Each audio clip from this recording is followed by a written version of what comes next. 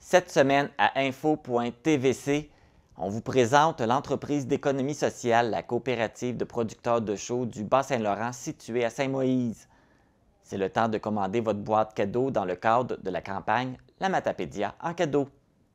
Tourisme Gaspésie lance l'édition 2022-2025 du programme de soutien au développement touristique. Pascal Bérubé déplore le manque de services d'hémodialyse dans la Matapédia et la Matanie. Et on vous dévoile le résultat de la campagne Opération Enfant Noël. Bonne émission!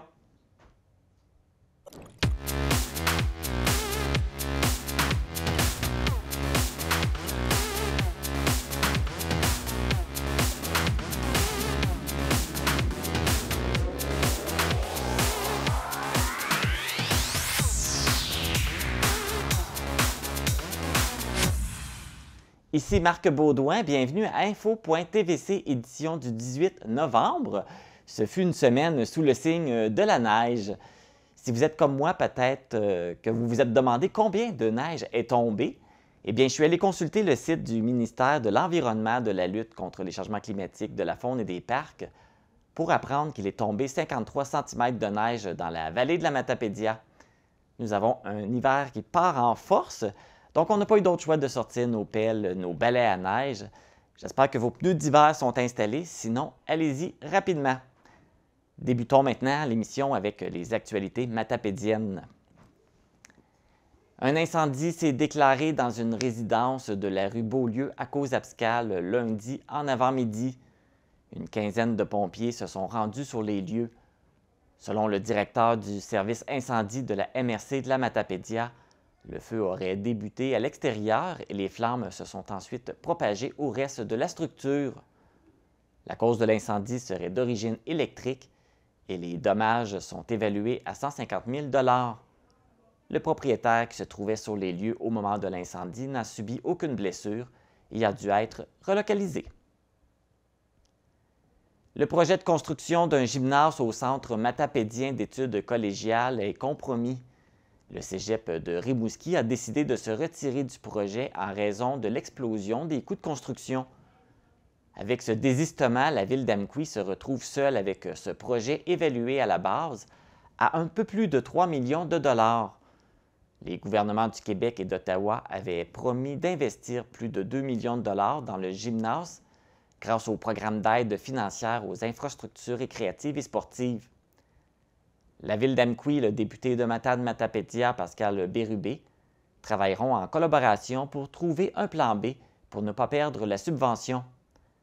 Rappelons qu'il s'agit d'un projet de gymnase collectif adapté aux besoins des 95 étudiants du campus collégial ainsi qu'aux besoins de la population d'Amqui. Nous vous présenterons la semaine prochaine une entrevue avec la mairesse d'Amqui, Sylvie Blanchette, pour avoir plus d'informations sur la situation. L'annonceur Maison qui a agressé physiquement 3 arbitres lors d'un match de la Ligue de hockey senior Desjardins de la Gaspésie en mars dernier a obtenu sa sentence. Dan Pelletier, qui a comparu au palais de justice de Sainte-Anne-des-Monts lundi, obtient comme peine une probation de 18 mois pour voie de fait. En plus, l'annonceur ne pourra pas communiquer ou être en contact avec les 3 arbitres agressés, soit Frédéric Sirois, Jean-Sébastien Gasse et Olivier Thériault, et devra verser une somme de 500 $ au Centre d'aide aux victimes d'actes criminels. L'événement avait également été dénoncé par Hockey Basse-Saint-Laurent et le président Guylain Raymond a exclu Dan Pelletier de toute activité liée à la Fédération québécoise de hockey sur glace pour les 10 prochaines années. Rappelons que les faits se sont produits le 27 mars à Sainte-Anne-des-Monts lors d'un match qui opposait le Bois BCL de Montjoly au Nordais de la Haute-Gaspésie. Dan Pelletier s'était élancé sur la glace de l'Arena pour asséner un coup à un officiel avant que les collègues de celui-ci se portent à sa défense. Des joueurs et du personnel des équipes étaient intervenus pour les séparer. C'est ce samedi 19 novembre qu'aura lieu la 9e édition de la Journée québécoise pour la santé et le bien-être des hommes. L'édition 2022 aura pour thème « Parler, ça fait du bien ». L'objectif de cette journée est de sensibiliser la population aux réalités masculines et de faire la promotion de toutes les actions qui peuvent contribuer à la santé physique et mentale des hommes. Selon une enquête récente menée par le Regroupement provincial en santé et bien-être des hommes, les hommes québécois, et plus particulièrement ceux de 18-24 ans, souffriraient de détresse psychologique élevée. La proportion des hommes dans cette situation est passée à 14 % en 2021, comparativement à 8 % l'année précédente, soit près du double. Le CIS du Bas-Saint-Laurent tient à rappeler aux hommes qui ont besoin de parler qu'ils peuvent appeler en tout temps au 811 en choisissant l'option 2. La MRC de la Matapédia se retrouve parmi les 3 finalistes pour recevoir le prix Performance 2022 remis par le Fonds locaux de solidarité FTQ. Le prix Performance est remis à la MRC s'étant le mieux illustré au cours des 5 dernières années et qui a dépassé le nombre moyen de dossiers financés par l'ensemble du réseau, et ce, au moins 3 années sur les 5 dernières. Le grand gagnant sera nommé le 30 novembre prochain dans le cadre de l'Assemblée des MRC. La station de ski Val d'Irène hébergera une exposition d'un artiste professionnel durant toute la saison hivernale, ce qui est une première pour la station de ski. L'artiste forestier Simon Bérubé, qui signe ses œuvres sous le nom de Bérubé, présente une exposition composée de 5 œuvres orientées vers les sports d'hiver et la nature. Les œuvres de Bérubé sont reconnues comme étant un heureux mélange entre les matières brutes naturelles qu'il récupère et ses coups de pinceau.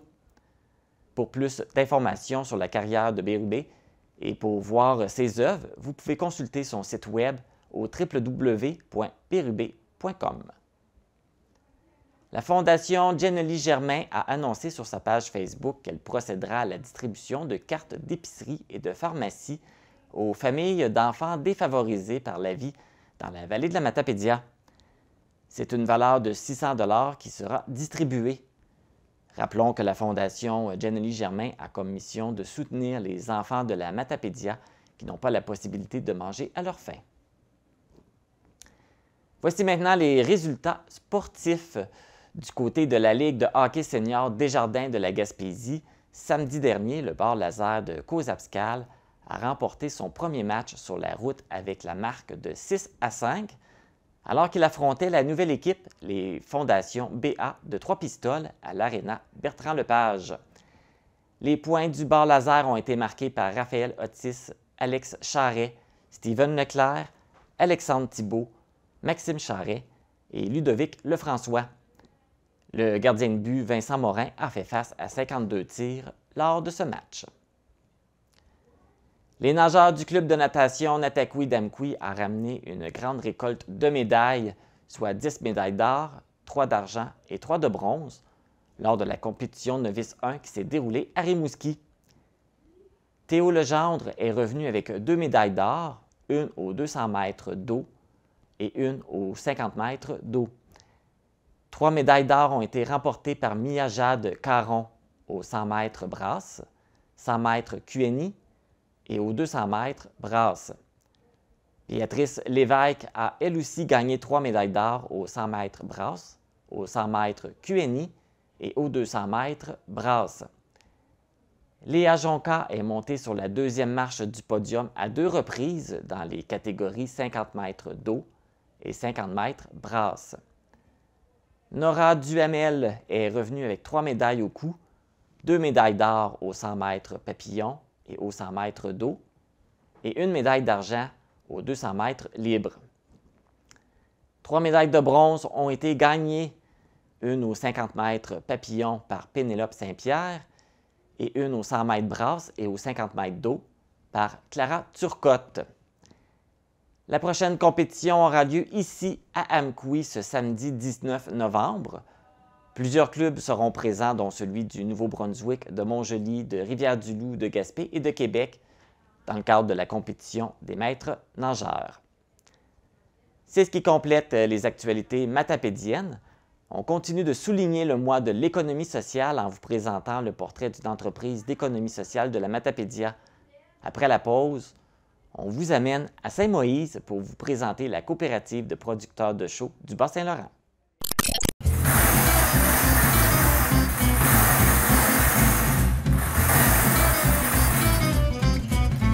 N44. Pascal, qu'est-ce que tu fais là? Ben, je fais le bingo. Ben non, on a un nouveau brouillé!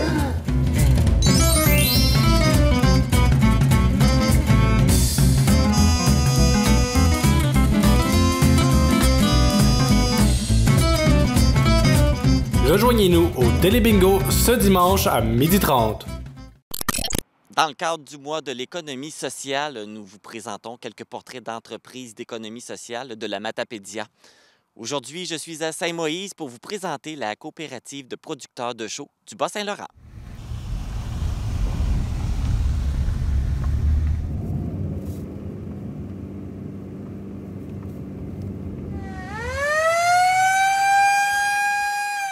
Cinq, 4, 3, 2, 1, mise à feu!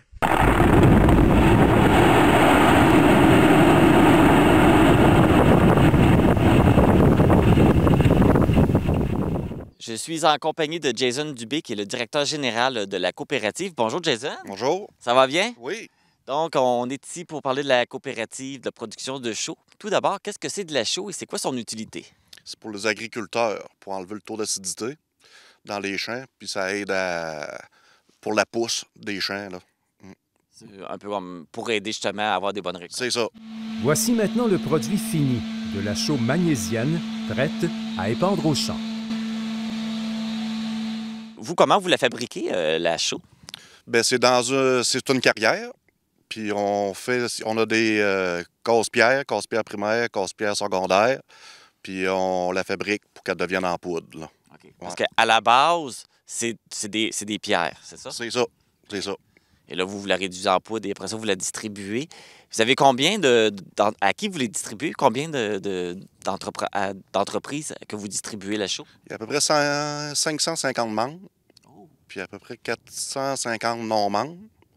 Puis c'est ça, c'est une coopérative, ça nous appartient tout aux membres, la coopérative. Ouais. Vous avez une 500... C'est tous les clients en même temps qui sont les membres? C'est ça. OK. Ouais. Vous fournissez la chaux aux agriculteurs, mais qui fait l'épandage? Bien, l'épandage, depuis le début 2001, c'est les constructions Jalbert et Pelletier. Ils sont là depuis le début. Dans le coin de Rivière-du-Loup, c'est les entreprises Gérald Dubé qui le fait. Je pense que c'est depuis 2010. Puis nous, on a 2 tracteurs depuis 2018 qui fait l'épandage aussi pour essayer de convenir aux besoins. Et puis, c'est les membres qui conduisent les camions ou c'est les employés? C'est des employés. OK. Oui. C'est vraiment vous là, qui s'occupez de faire l'épandage là, dans les champs. C'est ça. La coopérative offre le service complet de transport et d'épandage de la chaux. Selon le temps ou l'état du terrain, l'épandage peut se faire au champ, par camion ou avec un tracteur de ferme. Les entreprises Gérald Dubé offrent également le service par Bigfoot ou encore l'épandage par positionnement GPS à taux variable. Ça fait combien d'années que ça existe ici? Ça a débuté en 2001, à l'automne. Il y avait sorti 4000 tonnes la première année, mais le vrai départ, c'est en 2022, printemps. Ouais. Puis là, on sort en moyenne 26 000, 27 000 tonnes par saison. Et là, les membres ne sont pas tous dans la Matapédia, hein? Vous couvrez la grandeur du Bas-Saint-Laurent. Oui, ça va jusqu'en Bonaventure. L'autre partie de la Gaspésie jusqu'à Saint-Anne-des-Monts. Puis ça monte jusqu'à Rivière-du-Loup. OK, fait quand même, c'est ça. Enfin, vous couvrez la grandeur du Bas-Saint-Laurent. C'est ça. Et puis, vous êtes combien d'employés? On est 5 employés. Ouais. 4 opérateurs, puis moi, comme directeur, à l'administration. Donc là, on a parlé des membres et des employés, mais il y a aussi un conseil d'administration. Oui, il y a le vice-président, M. François Morissette, le vice-président, M. Luc Fraser, puis il y a 5 administrateurs. M. Gilbert Beaulieu, M. Louis-Gérard Boudreau, il y a M. André Saint-Pierre, M. Sébastien Destou et M. Langis-Bastille, qui font partie du conseil d'administration. Donc, quelle est la contribution de l'entreprise là, sur la communauté? On donne souvent des commanditaires, c'est toujours du côté de l'agriculture, là, pour aider souvent les jeunes là, en développement, là, en agriculture, puis ça ressemble à ça. Là. Aider la relève et soutenir justement la relève. C'est ça. Bien, Jason Dubé, merci beaucoup de nous avoir fait connaître la production de Le Chaux. Ça fait plaisir. Merci. Pour avoir plus d'informations sur les activités de la coopérative, vous pouvez visionner une vidéo sur YouTube dont le titre est tout simplement « Coopérative de producteurs de chaux du Bas-Saint-Laurent ».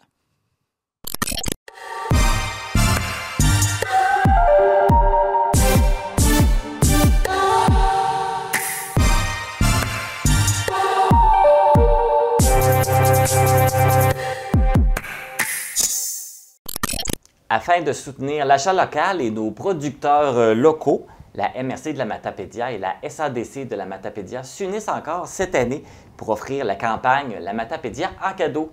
Pour nous parler de cette édition 2022, je suis en compagnie de David Jacques, qui est conseiller en développement agroalimentaire à la MRC de la Matapédia, et de Sabrina Raymond, qui est agente de développement et de communication à la SADC de la Matapédia. Bonjour à vous deux! Salut! Bonjour. Comment ça va? Très bien, merci, toi? Oui. Donc, c'est le retour de la Matapédia en cadeau. Ça fait combien d'années que ça existe? C'est la 3e édition cette année. Puis, c'est ça. Ça revient, j'imagine, parce que les deux premières éditions ont eu un grand succès. Oui. Oui, voilà. Surtout l'année dernière, ça a été au-delà de nos espérances. C'était près de 1000 boîtes là, qui ont été vendues. Donc, on parle de retombées d'à peu près 48 000 direct. Là. Ça pour l'année dernière. Oui. Et l'année d'avant, c'était...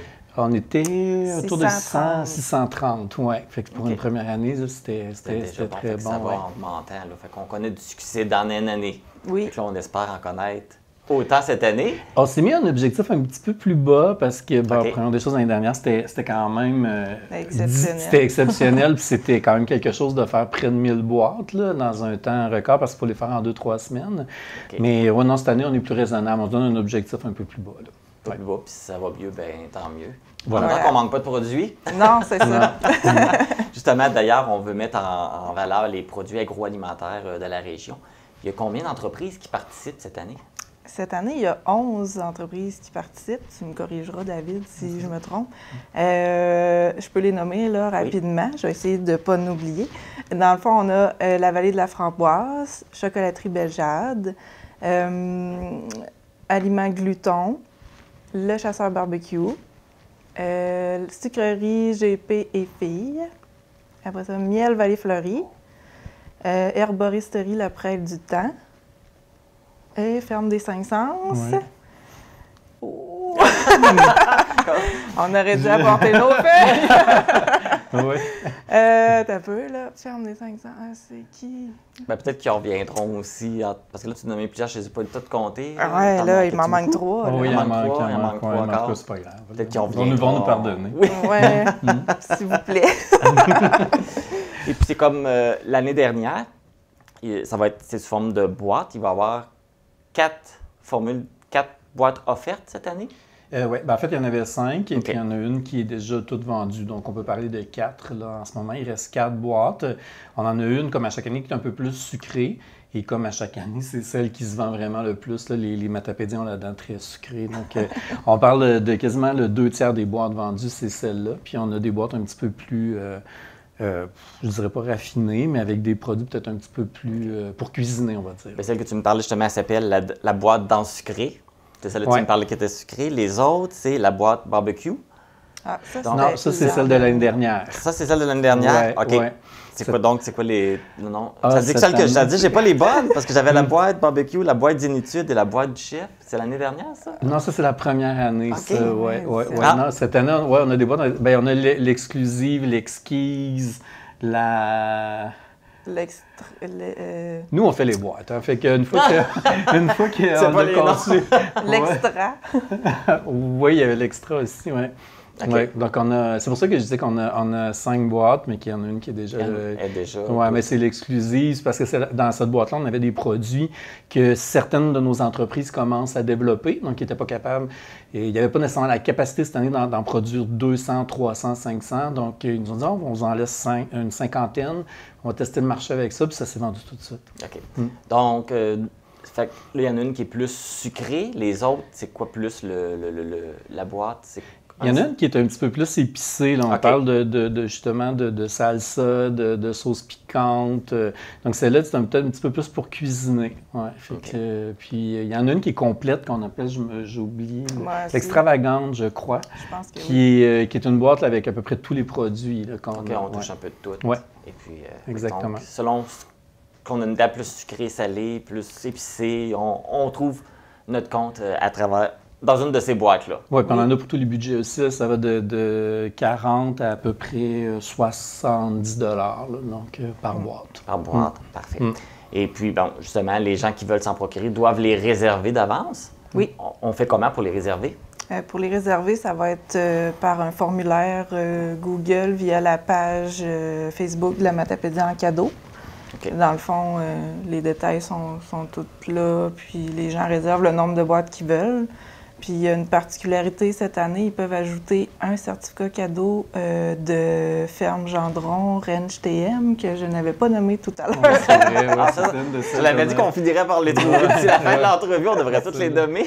Ouais. Puis, c'est une productrice de bœuf, en fait, qui, elle, livre, donc elle est à Sainte-Florence, mais c'est intéressant parce que les gens peuvent acheter le certificat cadeau sans avoir à se déplacer. Donc elle livre, elle a ses produits déjà à la poissonnerie La Fille du Pêcheur, mais elle livre à la maison chez les gens. Okay. Sinon, c'est ça. Fait que pour commander les boîtes, c'est comme ça que ça fonctionne. S'il y a des gens qui ont un peu de difficulté avec Internet, ben, ils peuvent communiquer avec nous. Là. Les coordonnées à David sont... Ils peuvent appeler directement à la MRC. Ceux qui sont moins habiles ou qui n'ont pas accès à Internet, n'ont pas accès à Facebook, peuvent le faire par téléphone. Oui. Et là, oui. Et puis, là, ils ont jusqu'à quand pour réserver leur boîte? C'est jusqu'au 14 décembre. Nous, on leur demande de venir chercher les boîtes là, au plus tard, à peu près le 20 décembre. Puis, nous, ce qu'on avait remarqué, c'est que les personnes âgées participaient beaucoup à cette campagne-là parce que ça leur évite de sortir, justement, quand on a des températures hivernales, un peu comme aujourd'hui, les gens qui ont un certain âge ne veulent pas nécessairement sortir, faire des cadeaux. Donc, cette boîte-là, c'est complet, ils l'achètent. Dans certains cas, on livre. Les gens là, qui ont plus de difficultés à se déplacer. Sinon, les gens vont les chercher là, après le 14 décembre, c'est ça? Oui. Non, ils peuvent venir les chercher avant. Nous, on commence à les faire le 21 novembre. OK. Puis dès que c'est prêt, là, Sabrina envoie un courriel aux gens où on les appelle pour dire « OK, votre boîte est prête ». Fait que là, ils ont jusqu'au 20 décembre pour les chercher, mais ils peuvent venir les chercher avant. Ouais. Fait que dès que la personne commande, vous faites les boîtes. Là. Vous n'attendez pas que la date soit tombée. Là. Dès que vous les faites au fur et à mesure. C'est ça, je comprends? Ben, à partir du 21 novembre. OK. Vous avez tous les produits et là, vous pouvez commencer. Oui, c'est ça. Ouais, OK, exactement. Super. Donc, on commande et on l'a quasiment tout de suite après. Il faut attendre que quelqu'un communique avec la personne. Ou si vous allez communiquer pour dire que la boîte est prête. Voilà. C'est ça, exactement. Ben, c'est super. Merci beaucoup. C'était vraiment un beau projet. Merci d'être venu nous en parler. Merci. Mais avant de terminer, David, je veux qu'on parle du marché nomade. Oui, exactement. Qui était nouveau cette année, mais là, qui revient pour un spécial Noël. Oui, exactement. Donc, on a eu du beau succès cet été. Je pense qu'il y a beaucoup de gens qui sont venus sur la passerelle à 3 reprises. Là, sur la passerelle à Amqui, ça a été vraiment un beau succès. Fait qu'on fait une édition spéciale Noël. Le 3 décembre, dans la grande salle du conseil de la MRC, de 10h à 17h, va avoir, j'ai vérifié, à peu près 16 producteurs, artisans et transformateurs. Puis, on va avoir un bar à bonbons gratuit pour les petits et les grands. Oh, intéressant à ne pas manquer le 3 décembre. Bien, merci beaucoup à vous deux. Merci à toi. Donc, je vais juste vous rappeler les informations. Alors, si vous voulez commander votre boîte, vous pouvez contacter la MRC ou ça se fait en ligne par la page Facebook La Matapédia en cadeau. Vous pouvez également aussi aller sur la page Facebook de la MRC et de la SADC pour connaître ce qu'il y a dans les boîtes et savoir c'est quoi les produits qui sont à vendre. Et on ne manque pas le marché nomade le 3 décembre prochain qui va se dérouler à la MRC de la Matapédia. Pour nous joindre, composez le 418-629-4503 ou écrivez-nous à journaliste@tvcmatapedia.com. Restez à l'affût de toutes nos activités en nous suivant sur Facebook. Vous pouvez également regarder nos émissions en vous abonnant à notre chaîne YouTube. L'entente de partenariat régional et de transformation numérique en tourisme a été renouvelée avec le ministère du Tourisme. C'est alors que Tourisme Gaspésie ouvre les dépôts de projets auprès des entrepreneurs touristiques pour l'obtention de soutien financier. Pour en discuter, je reçois Joëlle Ross, qui est directrice générale à Tourisme Gaspésie. Bonjour, Mme Ross. Bonjour. Ça va bien? Ça va très bien. Oui. Donc là, vous avez toutes les informations que vous avez besoin pour ouvrir les appels d'offres. Ce renouvellement-là, c'est une bonne nouvelle. Combien d'argent a investi cette année le ministère du Tourisme? Bien, ce qui est intéressant, là, pour la première fois, ils investissent plus que nous. Dans le fond, avant, on investissait un montant, puis ils investissaient le même montant que nous. Nous, on leur a transmis dès l'hiver dernier là, le montant qu'on était capable de dégager en développement touristique pour le prochain 3 ans. Puis ils ont été à peu près à 1,4 de ce que nous, on versait. Donc, on parle d'une enveloppe de tourisme Gaspésie de 950 000 pour une enveloppe du ministère du Tourisme de 1,4 million. Fait que c'est quand même intéressant. Ça fait un montant sur 3 années de 2 354 000. Ce qui veut dire que la première année, on pourrait déborder. On peut le diviser en 3. On peut aussi se dire, bien, dépendamment des projets qu'on aura, ça se peut qu'on empiète un peu sur l'argent de l'année prochaine. Ce qui va, au final, il va falloir avoir dépensé le 2 millions en entier. Puis c'est nos entreprises qui vont en bénéficier. Bien, ce qui est une bonne nouvelle en soi. Oui. Oui. Et puis justement, avec ce montant-là, combien de projets vous allez être en mesure d'accepter? Bien, je te dirais qu'habituellement, par année, là, c'est entre 20 et 22 projets, dépendamment des montants qu'on octroie à chacun. On va y aller avec maximum 75 000 par entreprise. Donc, dépendamment du projet, des coûts admissibles, du montant qu'ils doivent donner aussi de la remise de fonds, bien, tout va dépendre. Puis c'est sûr que la plupart nous demandent toujours le 75 000 maximum, mais ce qu'on fait, c'est qu'on évalue comment les projets peuvent se concrétiser, s'ils ont un petit peu moins, comment ils peuvent aller chercher des sous ailleurs. Il ne faut pas oublier que c'est une subvention pure. Hein? Ce n'est pas des sommes qu'ils devront rembourser. Donc, c'est intéressant pour un entrepreneur. Oui. C'est Tourisme Gaspésie qui va sélectionner les projets.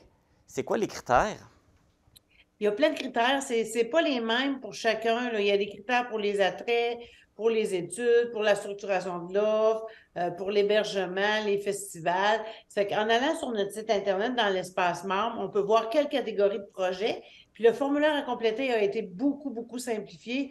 On parlait avant d'un formulaire d'une dizaine de pages. Aujourd'hui, ça tient sur une page. Puis ce qu'on fait pour aider les entrepreneurs, c'est qu'on fait des entrevues de pré-autorisation. Ça veut dire qu'ils peuvent contacter notre coordonnateur en développement touristique puis évaluer si leur projet est acceptable ou pas. Donc, avant de faire de ramasser tous leurs papiers, de préparer tous leurs projets, ils peuvent déjà savoir s'ils peuvent être admissibles chez nous ou pas. Fait que ça, c'est quand même intéressant là, dans la procédure. Puis, au lieu d'avoir une date butoir par année, parce que nous, depuis les 10 dernières années, c'était la fin octobre qui était la date butoir. Bien là, on en a mis 3. C'est un essai qu'on fait. On a une date butoir en décembre, une en avril, puis une, si je ne me trompe pas, en septembre. Donc, on va voir comment vont se présenter les entrepreneurs là-dedans. Puis des fois, ça dépend du projet. Vous savez, une date en octobre pour un projet d'hiver, c'est serré. Mais si on présente un projet d'hiver puis qu'on le présente en avril ou en septembre, bien, on va pouvoir le réaliser. Ça fait que ça dépend des projets qui vont être présentés. Puis je pense que c'est un plus. Hein? Dans le fond, c'est pour aider leur propre entreprise à aller au-delà et avoir des clients chez eux. C'est ça l'idée. Fait que ça, ce que je comprends, c'est pour quelle période, puis c'est quoi le projet. C'est pour ça qu'il y a différentes dates de remise pour les projets. Parce qu'on s'était souvent fait dire que nos dates étaient surtout pour des projets de printemps et d'été. Donc, en ayant plusieurs dates, bien, on va rendre aussi accessibles des projets plus automne-hiver. OK. Là, j'imagine que c'est commencé. Ils peuvent vous donner des projets à partir de maintenant? Oui. Aussitôt qu'on a mis ça en ligne sur notre site, nous autres, on a avisé tous ceux qui nous en avaient fait la demande là, personnalisée depuis le mois de juin, là, quand on savait que le programme allait exister. J'ai David Dubras, il travaille là-dessus. Lui, les projets, là, c'est son principal mandat. Donc, il a déjà fait des entrevues de présélection. Après ça, il va analyser les dossiers. On va faire, suite à ça, normalement, après la date butoir, là, on va pouvoir tout analyser les dossiers, ce qui va faire qu'on va faire un comité de gestion avec le ministère du Tourisme, probablement en fin janvier, pour être capable, après ça, de donner des avis là, sur les projets. Donc, tous les entrepreneurs qui sont touchés, bien, c'est tous ceux qui sont en Gaspésie, mais qui sont aussi dans la Matapédia puis dans Matane. Là. Vous couvrez tous ces secteurs-là. C'est tout le secteur de la Gaspésie touristique. Parfait. Bien, merci beaucoup. Dans le passé, il y a plusieurs entreprises dans la Matapédia qui ont eu des argents de ce programme-là. Ça fait que, tu sais, il ne faut pas se dire, ben moi, là, je suis petit, je peux peut-être pas. Ben non, tous les projets sont des bonnes idées. Fait que dans le fond, faut oser, faut faire valider son projet, puis après ça, ben il faut trouver ses bailleurs de fonds. Puis nous, on va être un plus dans ce montage financier-là. Justement, s'il y a des entrepreneurs, justement, que là, est-ce que j'essaye? Je ne suis pas sûre. Est-ce qu'ils peuvent avoir une aide pour savoir les aider pour faire leur demande de projet? Bien, la première chose, ça va être de contacter là, le coordonnateur au développement. Puis toutes les informations sont sur notre site Internet pour voir avec lui c'est quoi l'admissibilité, puis si leur projet est admissible ou pas. Puis après ça, ils vont enclencher leur projet pour la date d'admissibilité complète. Bon. Bien, Joëlle Ross, merci beaucoup d'être venu nous entretenir là-dessus. Puis on encourage les entrepreneurs justement à proposer des projets. On en veut. C'est ça qu'on veut. Oui. Bien, merci beaucoup. Pour connaître tous les détails et les modalités de ce programme et avoir accès aux formulaires nécessaires, les entreprises touristiques peuvent se rendre sur l'espace membre de Tourisme Gaspésie. Les promoteurs peuvent également joindre David Dubreuil, coordonnateur développement et structuration de l'offre, à l'adresse courriel développement@tourisme-gaspésie.com. C'est le moment de la Minute de l'humour avec... Mon histoire se passe dans le Québec des années 1800. On parle ici d'un fermier et d'une fermière. Le jour de l'anniversaire du fermier, la fermière décide de tuer un poulet pour en faire une tarte. Lorsque le fermier l'apprend, il est complètement fâché que la fermière n'ait pas pris le temps de l'avertir qu'elle allait tuer un poulet. Donc le souper se passe relativement bien quand tout à coup, il y a un bel inconnu qui arrive, qui cogne à la porte parce qu'il s'est perdu dans les chemins. Et il demande nourriture et de dormir pour la nuit. La fermière lui donne un bout de tarte, il commence à le manger, le fermier lui dit « Mangeons pas trop parce que c'est tout ce qu'on a pour finir la semaine. » Ensuite, le souper se termine et vient le temps du coucher. Le fermier veut que l'inconnu dorme dans la niche du chien, mais la femme, qui veut secrètement coucher avec le bel inconnu, préfère qu'il dorme dans le grand lit. Donc, ils dorment tous les trois dans le grand lit familial avec le fermier au milieu. La femme, il veut absolument se débarrasser du mari pour pouvoir coucher avec le bel inconnu. Donc, elle réveille le fermier et dit « J'ai entendu du bruit dehors, je pense que les poules se sont échappées. » Le fermier, ni une ni deux, il se lève, il sort de la maison rejoindre les poules. Ensuite de ça, la fermière réveille le bel inconnu et lui dit « C'est maintenant, c'est le moment ou jamais. » Alors, ni une ni deux, le bel inconnu se lève et s'en va finir la tarte au poulet.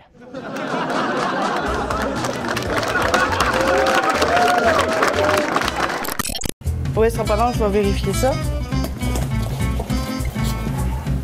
Marie-Brigitte, qu'est-ce que tu fais? Je vérifie les cartes de bingo. On a une tablette pour faire ça maintenant!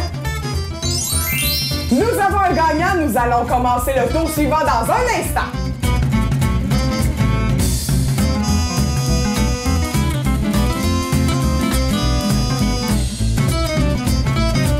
Rejoignez-nous au Télébingo ce dimanche à 12h30.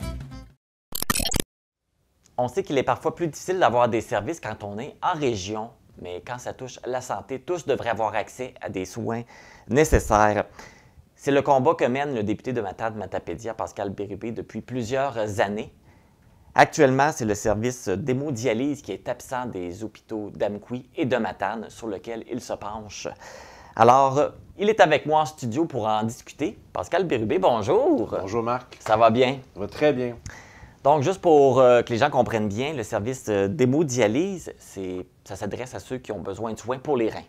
Les gens qui ont des incapacités rénales, qui ont besoin que leur sang soit traité très régulièrement, on peut penser à 3 fois par semaine que les gens doivent se rendre à Rimouski pour un traitement qui dure plusieurs heures. Alors, il faut calculer le temps, par exemple, entre Amqui ou Cozapscal se rendre à Rimouski, beau temps, mauvais temps, hiver comme été, sur place plusieurs heures couchées pour obtenir le traitement, ensuite revenir. Pourquoi c'est obligatoire? Parce que si on arrête de faire ça, on a des complications et on arrête de vivre.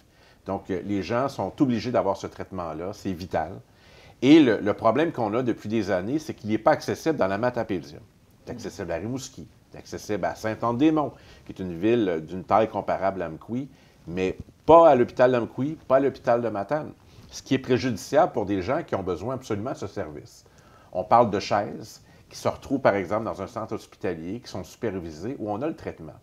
Alors, moi, je trouve qu'il est inacceptable et c'est une injustice totale que des gens de notre région doivent se rendre à Rimouski pour des soins qu'ils devraient avoir dans la Matapédia. Et de façon générale, chaque fois que pour des soins qui devraient être donnés à Amqui, on doit se rendre à Rimouski, c'est une mauvaise nouvelle. Moi, je n'accepte pas ça. Il y a des soins spécialisés à Rimouski, mais pour des soins comme ceux-là, vitaux, ça devrait se donner à Amqui. Et c'est pas tout le monde qui sont capables de voyager facilement non plus, là. Bien, ça dépend de toutes sortes d'enjeux. Est-ce qu'on a une voiture? Est-ce qu'on est en mesure de conduire? Est-ce qu'on a des bénévoles pour nous accompagner? Quelle est la condition routière? Je veux dire, il y a tout ça. Puis il y a aussi l'état d'esprit général. Il y a des gens que ça désespère d'avoir à se rendre à Rimouski pour le restant de leur jour, à moins d'être en attente d'une greffe, puis ça fonctionne, greffe de rein. Donc, il y a tout ça qui rentre en ligne de compte. Moi, j'ai vu des témoignages qui glacent le dos de gens qui se sont carrément laissés mourir. Ils me l'ont dit. Je vais arrêter mes traitements. Je ne suis plus capable d'aller à Rimouski. Je parle surtout à des gens de la région de la Matanie, mais cette même situation s'applique dans la Matapédia. On peut penser qu'il y a entre 5 et 10 personnes de la Matapédia qui ont à se rendre à Rimouski. C'est dur d'avoir les informations. On ne veut pas nous donner ça, vous savez, 3S du Bas-Saint-Laurent. Mais il y en aura d'autres par la suite. Et ce qu'il faut s'assurer, c'est que pour des soins aussi importants, qu'on donne ça à l'hôpital d'Amqui, et historiquement, on nous a donné plein de raisons, par exemple, qu'il fallait se spécialiser ou qu'il y avait un peu de résistance à offrir ces soins-là sans avoir l'assurance que ça fonctionnerait totalement. Moi, je dis, si on a été capable de faire ça à Rivière-du-Loup et à Saint-Anne-des-Monts, il n'y a pas de raison qu'on n'est pas capable de faire ça à Amqui et à Matane. Et c'est le combat que je mène depuis des années, qui n'est pas simple, mais que je poursuis. Justement, par rapport à ça, le CIS du Bas-Saint-Laurent, c'est ce qui donne comme raison à la pénurie de personnel, qui dit on n'est pas capable d'avoir des gens qualifiés pour donner les services ici. Ouais. Vous répondez quoi à ça? Bien, je réponds que Saint-Anne-des-Monts, je l'ai indiqué précédemment, a un hôpital qui est comparable à celui d'Amqui, où ils ont aménagé une salle magnifique avec 5 chaises, où on reçoit les soins d'hémodialyse. Et j'ai demandé à visiter cet endroit-là. Donc, c'est un autre C3S, celui de la Gaspésie. Et j'ai visité, j'ai été très impressionné par la qualité du service qui est offert. Donc, quand on a 5 chaises, 5 personnes le matin, 5 personnes l'après-midi, 10 personnes, on couvre le territoire. J'avais même, moi, un citoyen de Saint-Jean-de-Cherbourg dans la Matanie qui s'y rendait parce qu'il avait calculé que c'était plus rapide d'aller à Saint-Anne-des-Monts qu'à Rimouski. Cette personne est décédée aujourd'hui. Et imaginez à travers les routes tortueuses, Saint-Jean-de-Cherbourg, Grosse-Roche, la 132 jusqu'à Saint-Anne-des-Monts. Donc, ce que j'ai vu à Saint-Anne-des-Monts, c'est ce que je veux reproduire dans les 2 hôpitaux d'Amqui et de Matane. C'est tellement important. Chaque histoire est incroyable. Moi, j'ai un commerçant dans la circonscription qui fait ça presque dans la nuit pour arriver tout de suite après à Matane et ouvrir son commerce. Alors, imaginez la fatigue que ça occasionne. Alors, c'est très pointu. Ça touche pas énormément de gens, mais pour chaque personne, c'est un enjeu tellement important. Pour leur famille aussi. Puis justement, dans ce sens-là, vous êtes en train de monter un dossier parce que vous voulez porter une plainte au protecteur du citoyen. Ouais. Qu'est-ce que ça signifie, puis en quoi ça va vous aider dans la cause?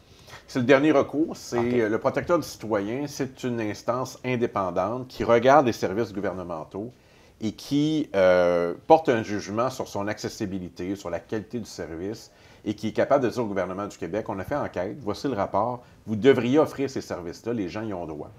Moi, je considère qu'il y a une injustice de ne pas couvrir l'axe nord-sud, le Matane-Amqui. J'en suis convaincu.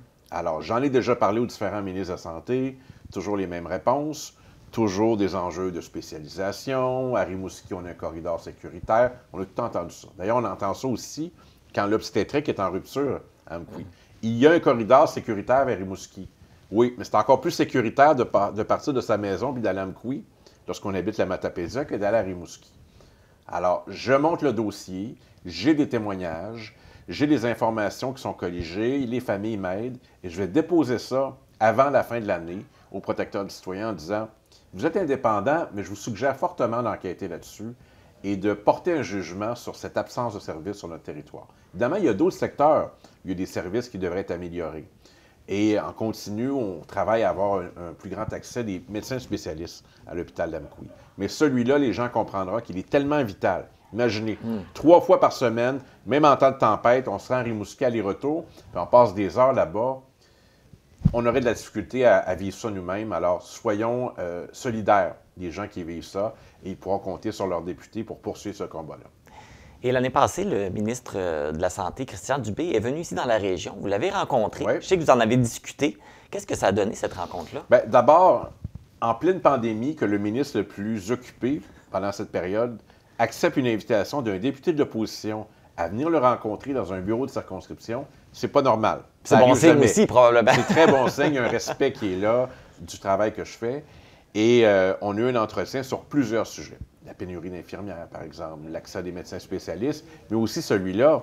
Mais il est accompagné de la PDG du CI3S. Évidemment, la position est la même, en disant, si on n'a pas de garantie que c'est sécuritaire, on ne le fera pas. Moi, je dis, formons des gens.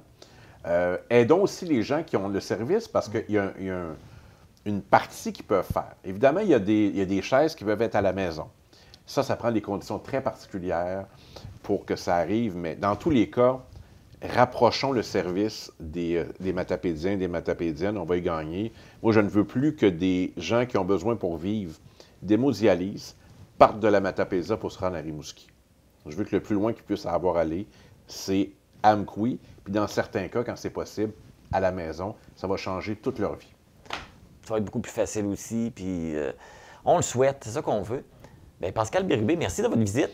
Et on vous souhaite bonne chance dans vos démarches, puis on espère que le dossier va pouvoir accélérer rapidement. Ça ne sera pas un dossier facile, hein? C'est très pointu, puis je m'embarque là-dedans parce qu'il faut utiliser tout le poids qu'on a médiatiquement, puis en termes de relations avec le gouvernement du Québec pour faire avancer des causes importantes. Celle-là n'est pas simple, mais on continue avec toutes les familles, puis avec toutes les personnes qui en ont besoin, puis en ayant une pensée pour les gens qui en auront besoin un jour, on ne sait jamais ce qui peut arriver. Merci beaucoup. Plaisir.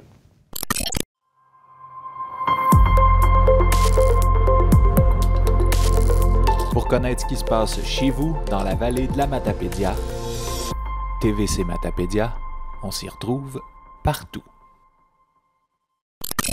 Au mois de septembre dernier avait lieu le lancement de la campagne Opération Enfant Noël. Aujourd'hui, on vous dévoile le résultat de cette campagne, puisqu'on va savoir le nombre de boîtes qui ont été conçues. Alors, je vais être en compagnie de Denis Lavallée, pasteur au Centre chrétien d'Amqui, et Laurence Pelletier, qui est responsable de la Bourse du Bon Samaritain. Denis Lavallée, Laurence Pelletier, bonjour. Bonjour. Bonjour. Ça va bien? Ben oui. Très bien. Donc, on se voit aujourd'hui pour parler des résultats de la campagne Opération Enfant Noël. Je vois derrière une belle montagne de boîtes. Je pense que ça a bien été. Mais juste avant, est-ce qu'on peut rappeler c'était quoi l'objectif cette année? L'objectif de boîte était 100 pour le nombre, mais l'objectif ici avant tout d'aider des enfants à recevoir une boîte et je pense que l'effort en a valu la joie. Oui, cet objectif-là, je pense qu'il est atteint. Au niveau du nombre de boîtes, maintenant, c'est le moment de dévoiler le nombre de boîtes que vous avez faites. Oui, on a ça, 100 boîtes. On l'atteint, l'objectif. Oui. Wow, bien, c'est donc bien, c'est fantastique. C'est assez spécial. Et... Ouais. Très spécial parce que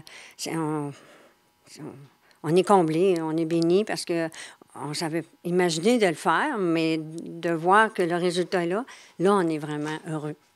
C'est-à-dire que là, les gens ont été généreux, puis on le sait qu'on sort de la pandémie, c'est pas évident, on est en inflation où ce que tout coûte beaucoup plus cher. Et les gens ont répondu à l'accueil. Vous réagissez comment? Bien, moi, je trouve qu'à travers ces boîtes-là de préparation, on sème l'espoir.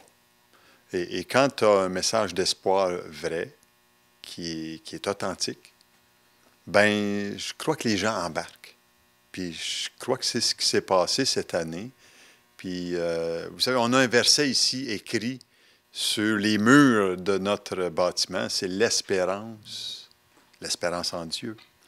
Ne trompe pas, parce que l'amour de Dieu est répandu dans nos cœurs par le Saint-Esprit qui nous a été donné. Et sachant ça, c'est que notre espérance, elle est vivante, elle est vraie, elle n'est pas seulement une espérance passagère, vouée à un échec. Non, on sait que notre espérance, elle est vivante. Et ça touche les gens. Parce qu'ils savent que derrière le message des boîtes, c'est un message vivant que les enfants vont recevoir. Une espérance pour leur vie, pour leur futur, mais pas seulement pour leur futur, pour leur moment présent, parce que nous savons que les boîtes, il y a un message, la bonne nouvelle qui est annoncée à ceux qui le veulent, bien sûr, qui veulent y participer sur le champ missionnaire. Il y a des bénévoles qui sont là pour, oui, partager ces boîtes-là, mais avec ce message d'espoir de la bonne nouvelle de l'Évangile, que Jésus est venu, Noël, ils vont le fêter avec un bon message. Ce n'est pas seulement des biens matériels, mais une espérance vivante qui peut être répandue dans leur cœur par qu'est-ce que le Saint-Esprit peut faire dans leur vie à travers la bonne nouvelle de la naissance de Jésus. Et le plus beau cadeau, c'est quoi que le monde a reçu? C'est la naissance du Fils de Dieu un jour qui est venu. Et c'est ce message-là qui va être répandu à travers chacune de ces boîtes-là, dans les petits groupes, dans les écoles, dans les lieux publics. Et ça, c'est franchement, là, c'est vivant. Puis nous autres, c'est ce qui nous anime là, là, de pouvoir aider les gens, justement, ici dans la région matapédienne. Et vraiment, je veux remercier les matapédiennes, les commerçants qui ont participé cette année à cette action-là. Et Laurence, avec son équipe des heures et des heures de préparation et de joie, de préparer. On va vous en parler plus que ce qu'il y a à l'intérieur des boîtes. Et merci à vous, la télé communautaire aussi, qui nous permettait d'avoir cette fenêtre-là pour justement faire connaître les besoins et vous voyez les résultats. C'est un beau message, puis c'est probablement pour cette raison-là que vous reproduisez cet événement-là à chaque année, justement pour répandre cette bonne nouvelle-là et répandre l'amour partout. Puis c'est pas juste ici, là, c'est partout dans le monde. Oui, à travers le monde, là, il y a, je ne sais pas, Laurence va aller avec les statistiques, là, mais c'est des milliers de boîtes qui sont distribuées à chaque année, là. Justement, là, on parlait de statistiques. Là, cette année, vous avez fait 100 boîtes. Par rapport aux années précédentes, est-ce que c'est plus? Disons que la meilleure année, c'était 145 boîtes. Okay. Mais là, c'est parce qu'on avait eu un privilège d'être dans un local où on pouvait solliciter les gens, parler avec les gens. Fait que dans ce temps-là, c'était plus, comment je dirais ça, plus bénissant. Là. Mais malgré tout, là, ça s'est fait seulement par le bouche à oreille et par la participation de mes amis, des commerçants. Je trouve que ça en est quasiment plus un bon défi. Oui, puis c'est pas... C'était moins immense, là, tu sais, que toute la population en général, là. Oui, puis 100 boîtes, moi, je trouve que c'est un très beau résultat, là. Très beau résultat. Puis, tu sais, en plus, je trouve que ça a été une année enrichissante parce que il y a plus de plaisir à donner qu'à recevoir. Puis, je trouve que les gens, c'est ça qu'ils ont compris. Que dans la parole, ça le dit, hein, donnez, soyez généreux, ayez compassion. Puis je crois que c'est ça que le message, surtout qu'on veut passer. Et je crois que ça a passé. Je pense que oui. Et puis, là, ces boîtes-là vont partir quand? D'ici cette semaine, jeudi, si la température le permet. Et c'est le pasteur Denis qui va y aller personnellement. Sinon, ça va aller dimanche après-midi. Oui, puis on va à Camelton pour ça.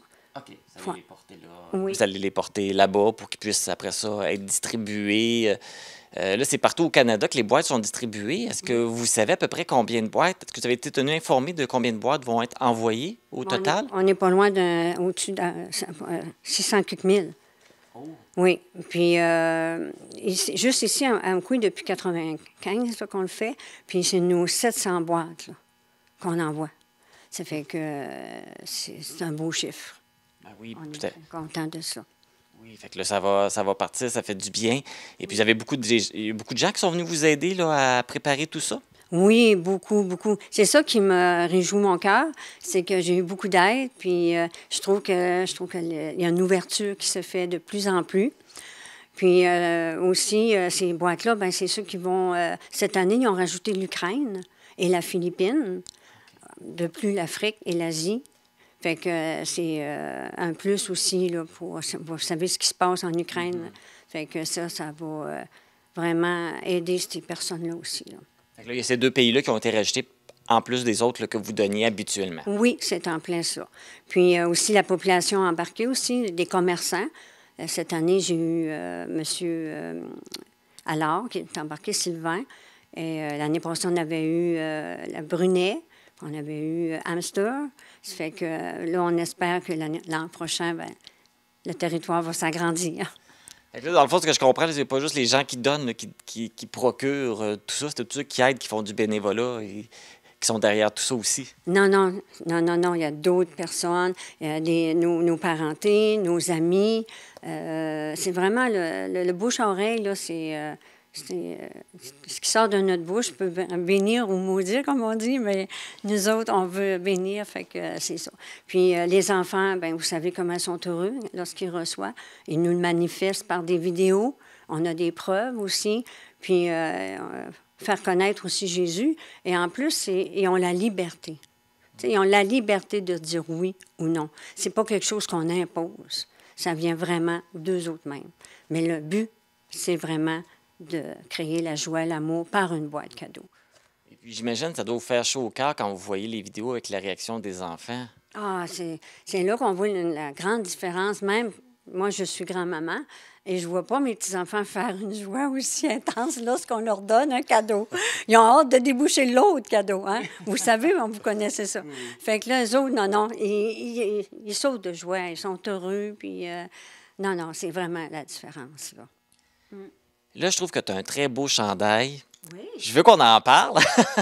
Un beau chandail d'Opération Enfant Noël. Oui, tu as remarqué? Ben oui. Ben oui. C'est un don que j'ai reçu de M. Sylvain Allard. Okay. Fait que je suis très heureuse de ça, puis je suis fière de le porter.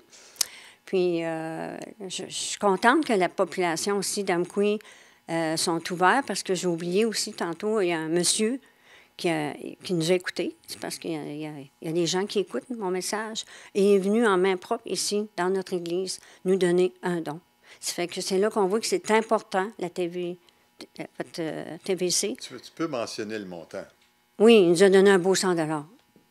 Fait que, le monsieur était très heureux. Il est venu vraiment avec un cœur de vouloir donner. Fait que merci encore. Moi, je ne l'ai pas vu. Mais s'il m'entend, je veux lui dire merci. Tu sais, Marc, la joie d'un enfant. Oui.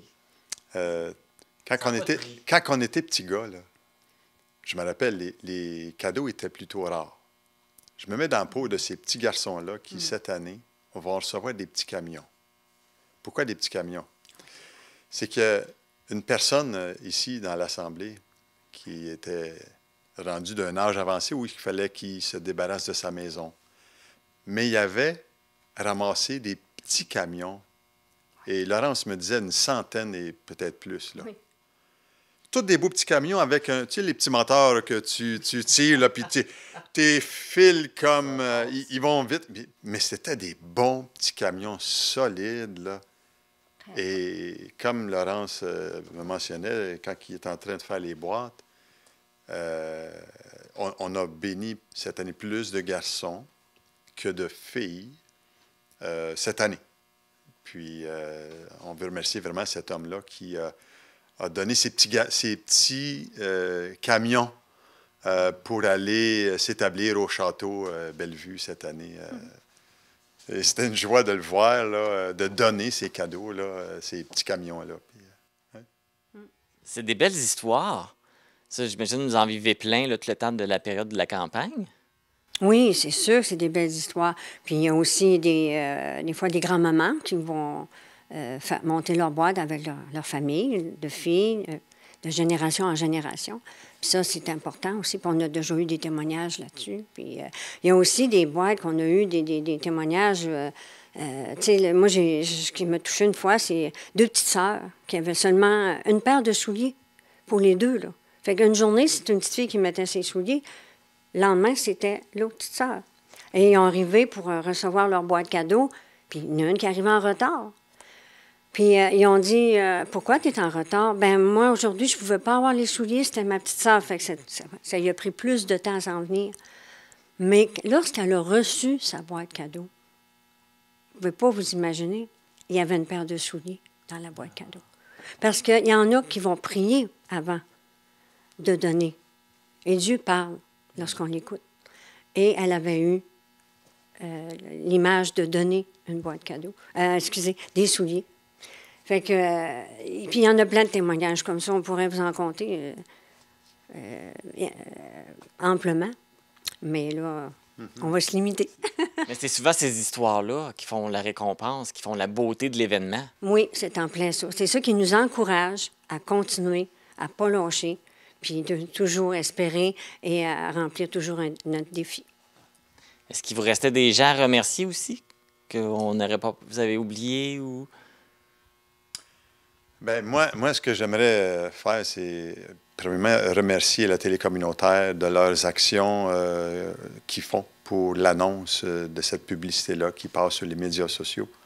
Durant le message aussi de l'émission L'Évangile, notre espoir, depuis le fin septembre, il y a aussi une publicité qui est faite et ça fait une différence pour l'ajout de quelques boîtes ici, là.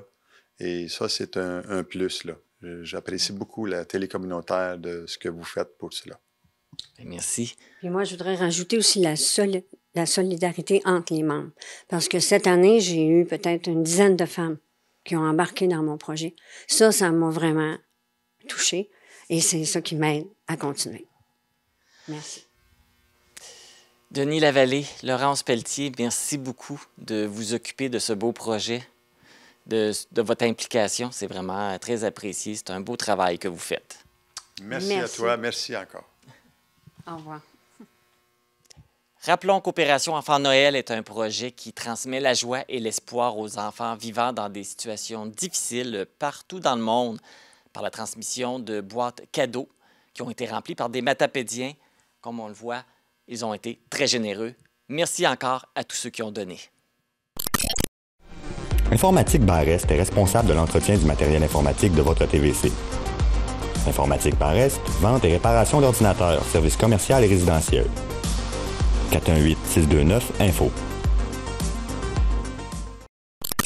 C'est ce qui termine cette édition du 18 novembre d'Info.tvc. J'espère que vous avez apprécié cette émission. Un petit rappel que le grand bazar du Cirque de fermières d'Amqui aura lieu ce jeudi 24 novembre de 9h à 17h au Centre récréo-culturel d'Amqui. Également, cette fin de semaine aura lieu la vente d'artisanat de Noël organisée par le Cercle de fermières de Causse-Abscale à la salle du Club des 50 ans et plus de Causse-Abscale. L'événement se déroulera de 10h à 16h samedi le 19 et de 10h à 15h le dimanche 20 novembre. Les vêtements que je porte sont une gracieuseté de la boutique Passion Mode située au 118 rue Saint-Jacques-Nord à Causse-Abscale. Ne manquez pas le télébingo ce dimanche à 12h30. Les cartes à jouer sont de couleur rose. Merci d'avoir été à l'écoute. Pour ma part, je vous retrouve vendredi prochain pour une autre émission d'Info.tvc. Bonne semaine!